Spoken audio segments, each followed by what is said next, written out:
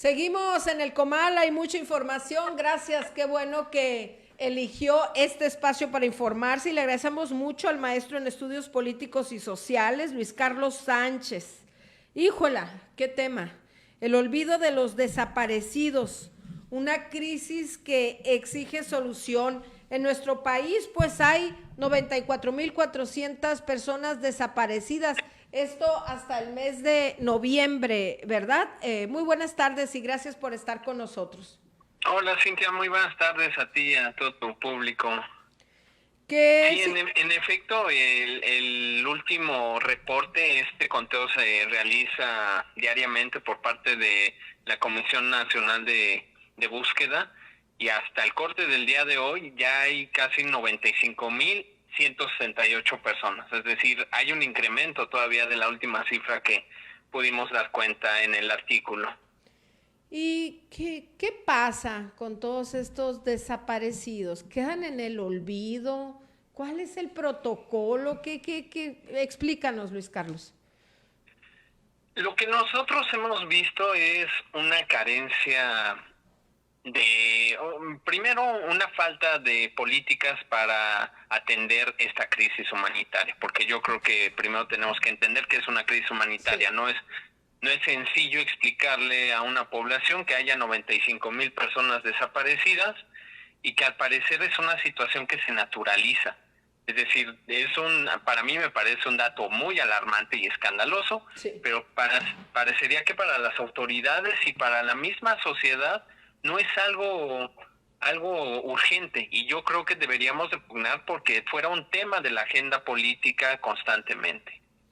Y bueno, sabemos, Luis Carlos, como en varios estados del país y como aquí en Sonora, pues surgen colectivos como el de las madres buscadoras que ante que la instancia responsable pues no hace nada o no busca a las personas ya sea desaparecidas que estén con vida o que estén pues en tantas fosas clandestinas, porque nuestro país se ha convertido en una fosa clandestina, ¿no? Sí, es correcto.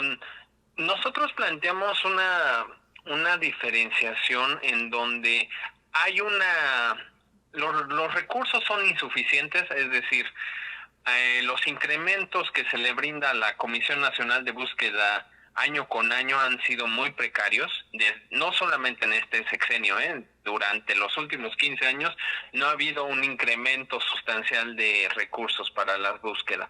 Y además se hizo un intento de que cada estado tuviera su propia comisión estatal de búsqueda, pero desafortunadamente solo operan con los recursos de la federación y no tienen los mismos gobiernos estatales alguna partida presupuestaria para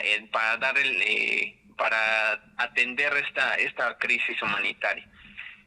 Yo considero que esto demuestra, o sea, siempre planteo, si en el presupuesto se ven las prioridades. Y si no hay un buen presupuesto, pues no es una buena prioridad. Entonces creo que hay un completo desinterés por parte de las autoridades para atender una problemática. Y como tú bien señalas, en los últimos años hemos visto el incremento de estos colectivos de familiares y madres de desaparecidas y de desaparecidos que tienen que hacer una labor titánica por atender esta problemática. Se han visto con las puertas cerradas por parte de las autoridades, la misma sociedad en ocasiones les ha dado la espalda, entonces atraviesan, yo lo planteo, por un desgaste físico y emocional que justo nadie se quiere atrever a atender, y creo que deberíamos de ser empáticos con la situación que atraviesan esas familias. Luis Carlos, tenemos Sí. una crisis que sin lugar a dudas es la más terrible que hemos tenido en la historia de nuestro país en cuanto a inseguridad y particularmente en este tema de personas desaparecidas, porque Sonora, a mí no me cabe la menor duda desde el punto de vista periodístico y por la cobertura que hemos dado de que es uno de los estados con mayor crisis en ese sentido. ¿Cómo afecta esta situación de las personas desaparecidas y todo esto al desarrollo político y social de la sociedad mexicana, de la sociedad sonorense, hermosillense, Cajeme, Guaymas y todas las sociedades que se ven inmersas en este tipo de crisis de inseguridad? Sí, Dani, como bien mencionas, El estado de Sonora desafortunadamente ha sido una de las entidades más golpeadas por la violencia en los últimos años. Se ha visto un recrudecimiento de la violencia. La semana pasada vimos el atentado y la balacera que hubo en la cabecera municipal de Guaymas, en donde desafortunadamente una chica falleció, la mataron. Entonces creo que constantemente vemos, y ustedes como bien mencionan que tienen un análisis periodístico día a día, vemos este tipo de notas en donde se recrudece la violencia por todos lados, y que a mí lo que me preocupa es que la sociedad se acostumbre a esta situación. Y creo que debe de ser todo lo contrario. No tenemos que naturalizar una situación de violencia. Creo que parte de lo que veíamos aquí, a mí me parecía muy interesante ahora que escribí este artículo, respecto al calvario que implica institucionalmente para las personas, para las familias o los familiares que tienen a una persona desaparecida.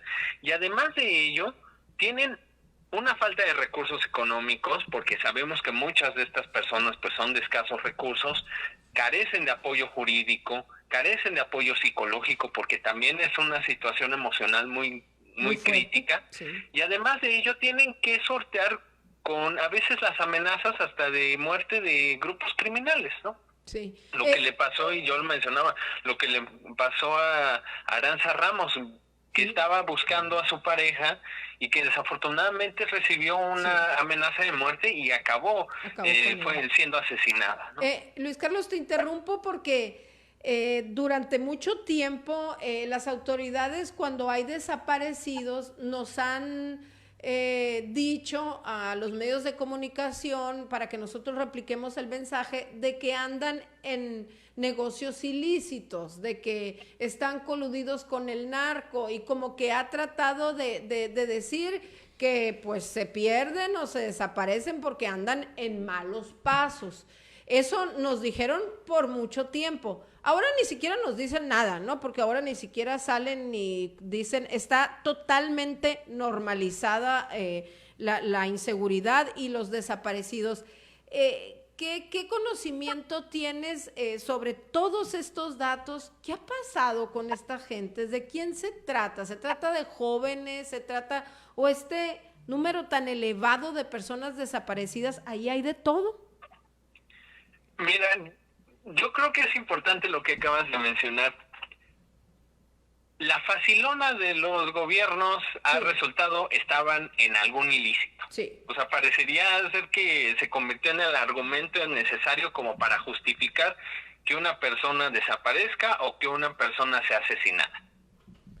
Entonces, y cuando vemos las estadísticas del gobierno, o sea, estos son datos del gobierno, no nos lo estamos inventando, no son los otros datos, como luego menciona.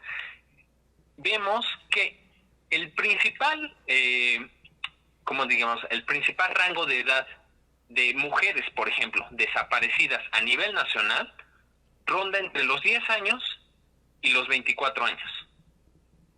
Okay. Es decir, son mujeres jóvenes, y la mayor proporción de personas desaparecidas en la actualidad tiene que ver con mujeres en esas edades.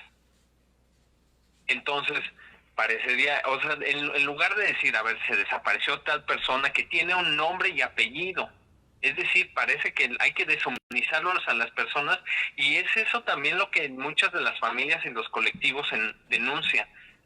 Se revictimiza a las personas. Decían, pues, ven a las autoridades, quieren plantear una denuncia para que se active un protocolo de búsqueda, y parecería ser que las mismas autoridades le decían pues en qué estaban, que seguramente andaba en malos pasos, ¿no? Sí, sí, y no ver cuáles son las razones que llevan a que una jovencita de 14 años desaparezca en el país. Es decir, también nosotros hacíamos una revisión periodística en el estado de Tabasco hace como 15 días, y veíamos que en 3 días casi 5 mujeres, o sea, 5 adolescentes habían desaparecido. Entonces, ¿qué está pasando ahí, no? Sí, híjola, qué situación, y como sociedad creo que También tenemos muy poco aquí las mujeres que se han agrupado para buscar a sus hijos, para buscar a sus sobrinos, a sus parejas, pues por lo menos mediáticamente se les da mucho espacio y todo, pero en ocasiones no los apoyamos o no las apoyamos como sociedad como debiéramos, ¿no? Como que nos estamos desafortunadamente acostumbrando a todo esto. Exactamente, o sea, creo que debemos hacer el llamado que es una situación que lastima y lacera a nuestro país. Y que resulta inaceptable que como sociedad, y mucho menos las autoridades, deban de evitar sus obligaciones que les fueron asignadas. Es decir, deben de hacer su tarea, y parecería ser que no están haciendo bien la tarea. Así es, pues le agradecemos mucho al maestro en estudios políticos y sociales, Luis Carlos Sánchez, por platicar con nosotros de este tema que lo vamos a estar recordando porque no nos debemos de olvidar.